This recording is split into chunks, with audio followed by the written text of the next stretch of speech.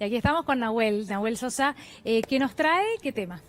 Vamos a hablar de las nuevas derechas, lo decías en la editorial, vamos a complementar un poco esa información. Sí. Mira ¿Qué es bueno. lo que está pasando y qué es lo que pasó en el último tiempo, ¿no? con las nuevas derechas?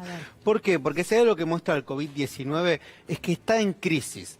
Hay crisis del relato de las nuevas derechas y siempre es importante, Daniela, tener en cuenta que las nuevas derechas tienen un proyecto económico, pero para poder aplicar ese proyecto económico tienen que tener un proyecto cultural. Es decir, tienen que construir narrativas que prendan, que conecten con determinados sectores sociales. Cuando hablamos de hegemonía, ¿de qué estamos hablando? De la capacidad de un grupo de que sus valores particulares aparentan ser los valores de todos y aunque de todas. No lo sean aunque no lo sean, como claro. veíamos recién con el 1%. Es al 1% al que le toca el impuesto, pero probablemente ese 1% ¿qué va a hacer? Va a decir que en realidad es el impuesto para todos, que perjudica a la clase media, es decir, un interés que es particular va a tratar de mostrarlo como general. Bien, ¿qué características tienen, sumando a lo que decías vos al principio? Estas nuevas derechas se están viniendo cada vez con un antiestatismo cada vez más furiosos. Están en crisis. ¿Qué más pasa con estas nuevas derechas? Hay algo que es muy importante, que me parece que es remarcar, que construyen falsas dicotomías. Economía versus salud, libertad individual versus autoritarismo. Vemos permanentemente, incluso cuando la Fundación Libertad, que reúne a gran parte de estos neoliberales, salía, estas falsas dicotomías. Pero vamos a ver por lo menos dos grandes corrientes dentro de las nuevas derechas.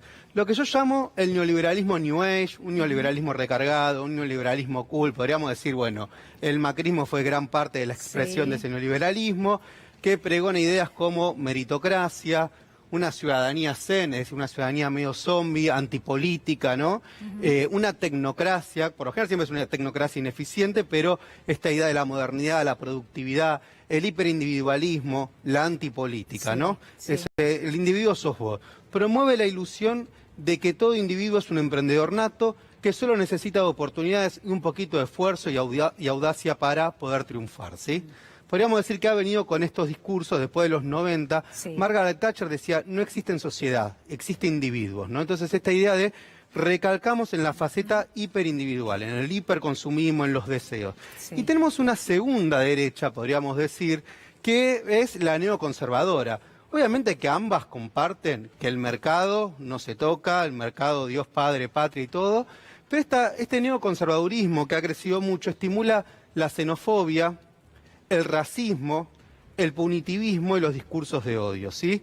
Podemos ver algunos de sus ejemplos, quienes son AfD en Alemania, un partido alemán neonazi, Bolsonaro en Brasil, Trump.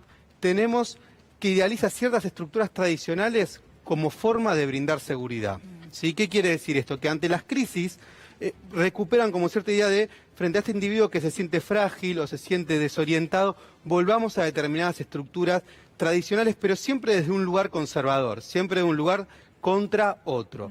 Y vamos a ver una frase del vicepresidente de Linera, que ha sido destituido justamente por un golpe de derecha, que dice, la globalización como horizonte político, ideológico, capaz de encauzar las esperanzas colectivas hacia un único destino del bienestar, ha estallado en 1000 pedazos.